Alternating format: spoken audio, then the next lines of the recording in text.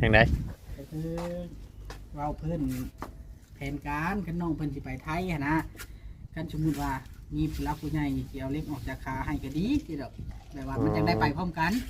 ไปสิไปไทย น้องเพิ่น บ่ บ่อยากให้ป้าเมียอยู่ผู้เดียวหันนะมันบ่มีผู้ดูแลกันเนาะต่างคนต่างพึ่งพาอาศัยกันได้ผัวกับเมีย เจ้าคิดว่าสิไปไทยบ่เอาแล้วบัดนี้พระเมียอยู่บ้านจะบ่ บ่ได้แบบนั้นเนาะ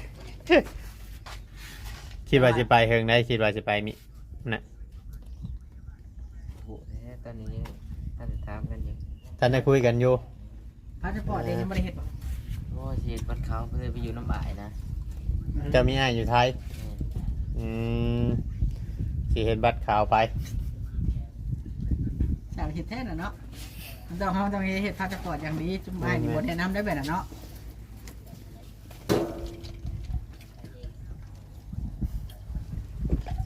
บ่จอยเอ้ย